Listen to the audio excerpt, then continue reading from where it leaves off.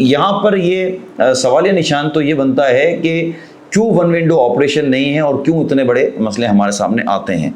अब सवाल ये निशान ये है कि इसकी लोकेशन का कैसे पता चलेगा। अगर बहुत सारे लोग पूछते हैं कि भाई इसकी बैलेटिंग कब होगी, तो भाई सर पहली बात तो ये है कि मुझे इसकी बैलेटिंग का नहीं पता, क्योंकि 2017 में भी अलॉटमेंट की गई थी न्यू बैलेटिंग के हिसाब से।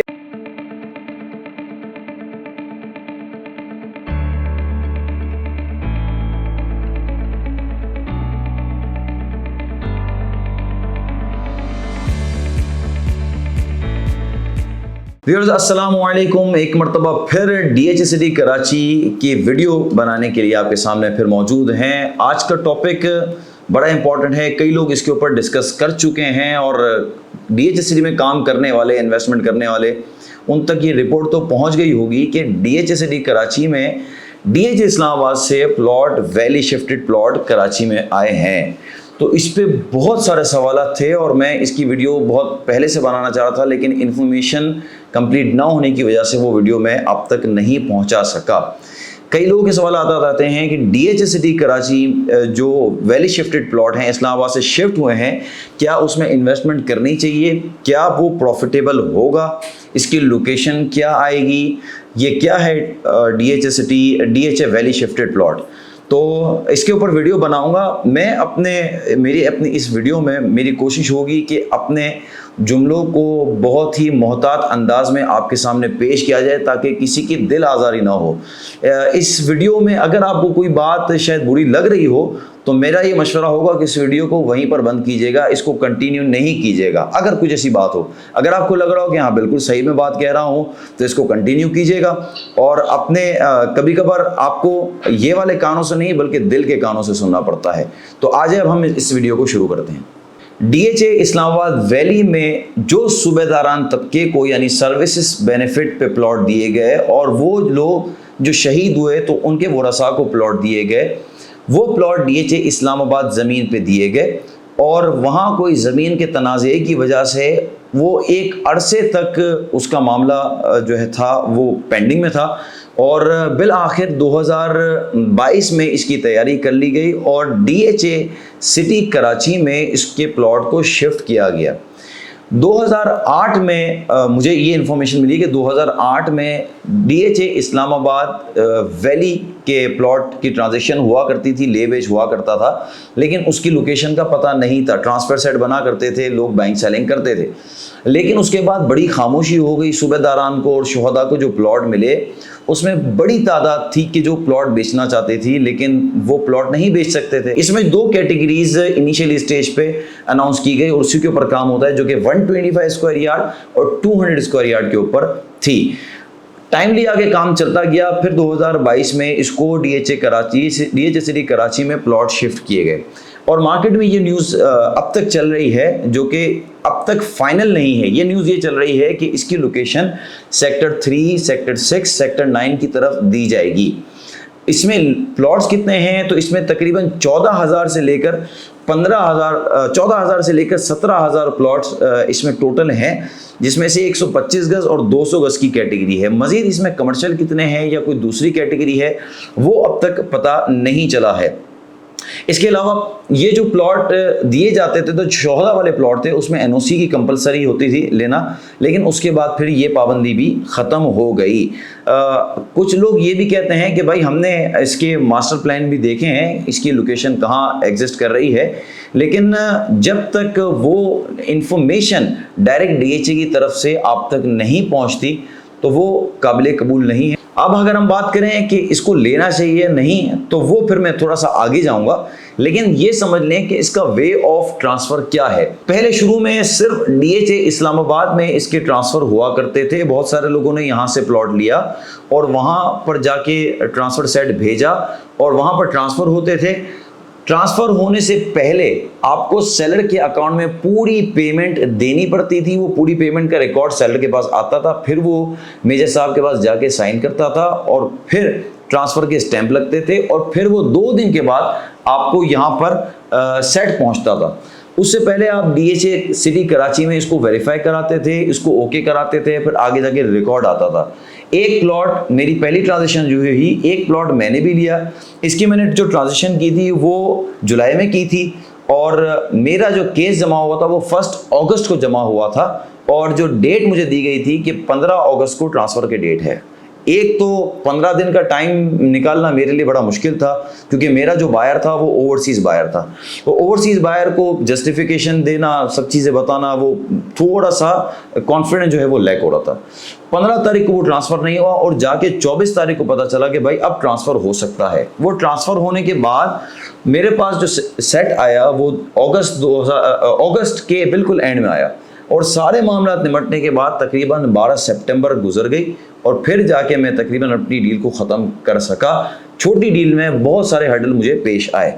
यानी यहाँ पर ये सवालिया निशान तो ये बनता है कि क्यों वन विंडो ऑपरेशन नहीं है और क्यों इतने बड़े मसले हमारे सामने आते हैं। इसके बाद अगर बात की जाए पिंडी में जो अगर ट्रांसफ़र होता है तो इसकी 5000 की स्लिप अलग लगती है और वो पे करता है सेलर के ऊपर पेएबल होता है वो। अगर वो पिंडी की फ़ीस आगे पीछे यानी अगर सिर्फ इसकी फ़ोटो लेके जमा कराया जाए और वहाँ से स्लिप आगे पीछे हो जाए या नहीं आए ओरिजिनल तो एक्सेप्टेबल नहीं होता और वो कहते हैं कि आपको वापस फ़ीस जमा करानी पड़ती है। कभी कभार ये जो फ़ीस की जो स्लिप होती है ये फाइनेंस से भी कभी कभार आगे पीछे हो जाती है और एक आध बार मेरे साथ ऐसा हुआ है कि फिर मुझे वो 5000 रुपये फिर वापस भी जमा करवाने पड़ गए। और ये क्यों हो गया ये अल्लाह ही बेहतर जानता है। अच्छा, DHA कराची से वो कंफर्म भी करवाना पड़ता है। अच्छा, अब बात थोड़ी सी ये है कि मैं आपको यहाँ पर ज़रूर बताता चलूँ कि मुझे तकरीबन आज से तकरीबन 6 महीने पहले कॉल आया और उसने कहा कि यार हमारे प्लॉट शिफ्ट कर गए हैं, हमारा लेटर आया है, आपके पास क्या इन्फॉर्मेशन है। मैंने कहा अब तक इन्फॉर्मेशन हमारे पास कंप्लीट नहीं है, ये पता चला है कि प्लॉट शिफ्ट कर गए हैं। उसने कहा कि यार एक अरसा हो गया मेरे वालिद साहब की शहादत हुई है, मुझे अपनी बहनों की शादी करनी है लेकिन मेरे पास जो एसेट है वो यही प्लॉट है, तो अब मैं क्या करूं। तो मैंने कहा भाई आप कुछ भी नहीं कर सकते। बोला रिश्ता तो बहुत पहले तय हो गया है लेकिन मैं अब इसी कंडीशन में हूं कि या तो उनको मना कर दूं कि मेरे पास पैसे नहीं है शादी करने के, या मैं क्या करूं। तो मैंने कहा भाई आप या तो किसी से कर्जा लें जब तक आपका प्लॉट ट्रांसफ़र नहीं होता। तो अल्लाह अल्लाह करके 6 महीने के बाद फिर वो ट्रांसफ़र के शुरू हो गए और होपफुली अब तक उन्होंने वो ट्रांजिशन कर ली होगी और बिलखैर आफियत उनकी सिस्टर की इवेंट भी गुजर गया होगा। तो कहने का मकसद ये है कि 2008 से लेकर आज 2022 में ये मामला तो चले निमट चुके और ट्रांसफ़र भी सूबेदारान और शोहदा वाले प्लॉट को मिल रहा है। अब सवाल ये निशान ये है कि इसकी लोकेशन का कैसे पता चलेगा। अब तक इसकी लोकेशन तो नहीं आई है, तो अगर आप इसकी लोकेशन का पता करना चाहेंगे तो फिर वो मतलब किसके पास सर मारेंगे, ये सबसे बड़ा सवाल है। लोकेशन का आपको नहीं पता। अच्छा, आपको इसके मास्टर प्लान का भी नहीं पता, आपको इसके प्लॉट नंबर का भी नहीं पता, आपको ये भी नहीं पता कि कहीं ये DHA सिटी कराची नॉर्थ में तो शिफ्ट नहीं हो जाएंगे, जो DHA सिटी कराची के बिल्कुल सामने अपोजिट लैंड है जो DHA ने लिया है, लेकिन अभी उसका ऑफिशियल अनाउंसमेंट नहीं हुई है।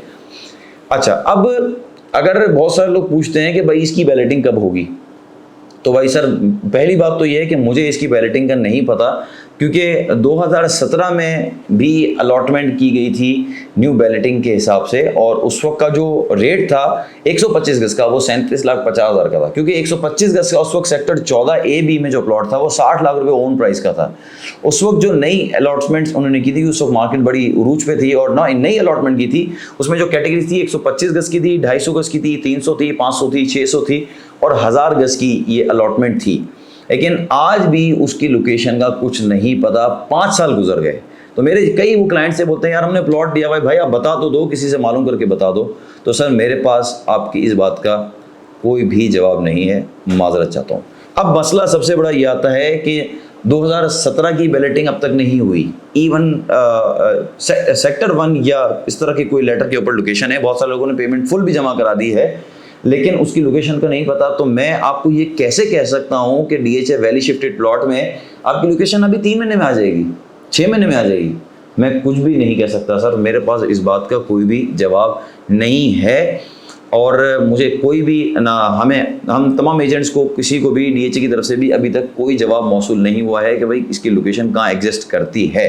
हाँ, अभी फ़िलहाल ये फेवर सूबेदारान को शोहदा को दे दी कि भाई आप ट्रांसफ़र करवाएं, अपने पैसे लें, एक तरफ हो जाए और इस वक्त जो नए बायर्स हैं उनको फंसने दें।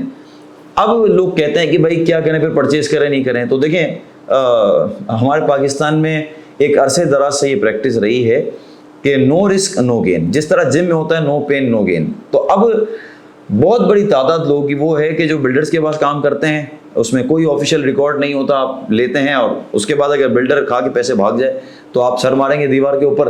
और इसमें यह है कि DHA के 3 अल्फ़ाबेट की वजह से आप ले तो सकते हैं, लेकिन इसकी लोकेशन का भी कुछ भी नहीं पता। 2017 में जिस तरह अलॉटमेंट हुई थी, शुरू में ओन प्राइस भी चलना शुरू हुआ, आज इसका 2017 के अलॉटमेंट वाले प्लॉट्स का कोई भी मार्केट में बायर नहीं मिलता। अगर आपको मिल जाएगा तो बहुत नीचे कोई जो माइनस में आपको पैसे देगा वो मिलेगा। अगर आप DHA को वापस रिटर्न करने के लिए जाते हैं तो ये बहुत अच्छा साइन है कि DHA इसको रिटर्न ले रहा है, पेमेंट भी आपको कर रहा है, रिफंड कर रहा है, लेकिन DHA माइनस में आपको रिफंड कर रहा है। और जो माइनस कर रहा है वो आपको 1 महीने में आपको पेमेंट भी आपकी मिल जाएगी, लेकिन 25% की डिडक्शन उसमें ज़रूर होगी। 1 महीने के बाद आपको पेमेंट मिल जाएगी। यानी अगर आपने 37.5 लाख रुपए का 125 गज का प्लॉट लिया है तो आप मेरे से अच्छी कैलकुलेशन कर सकते हैं कि 25% की डिडक्शन करने के बाद आपको वो पैसे वापस मिलेंगे। 2017 में आपने इन्वेस्टमेंट की थी 37,50,000 रुपए की, अगर फुल पेड कर दिया, क्योंकि मेरे कई वो क्लाइंट्स हैं जिन्होंने फुल पेड कर दिया, उन्होंने किसी ने बड़े प्लॉट भी लिए हैं। 250 गज का प्लॉट 75 लाख रुपए की अलॉटमेंट थी, जिसमें 3 साल की टोटल 3 साल की पेमेंट आपको करनी थी इंस्टॉलमेंट पे। 500 गज का जो प्लॉट था वो 1.5 करोड़ रुपए का था, 600 गज का था वो 1 करोड़ 80 लाख का था, और 1000 गज का जो प्लॉट था वो 3 करोड़ रुपए का था। तो अगर आप अभी 3 करोड़ रुपए का प्लॉट वापस देने जाते हैं तो आपके तकरीबन 75 लाख रुपए तो माइनस हो गए, अगर आपने फुल पेमेंट की हुई, या अगर फिर किस तरह तरतीब है वो अल्लाह बेहतर जानता है। बहरहाल, लेकिन फिर यहाँ एक सवाल ये भी पैदा होता है कि अगर 2017 में आपको बहुत अच्छी इन्वेस्टमेंट DHA में नज़र आ रही थी तो या तो आप कोई 125 गज का प्लॉट सेक्टर 14A या B में ले लेते, लेकिन चूंकि इसमें एक अट्रैक्शन थी, क्योंकि वो 14AB का जो प्लॉट था वो 60 लाख रुपए का था, और ये 125 गज का 2017 में जो डील थी वो 37,50,000 की थी। उस वक्त भी लोकेशन नहीं पता थी और फिर भी लोगों ने लिया। उस वक्त ना लोगों को ये पता था कि शरण इसका लेना दुरुस्त है या नहीं है। और आज भी DHA सिटी वैली में काम करने वाले शायद बहुत सारे वो लोग हैं जिन्होंने नहीं पता कि ये प्लॉट लेना चाहिए, शरण इसका दुरुस्त है या नहीं, क्योंकि लोकेशन का भी कुछ भी नहीं पता।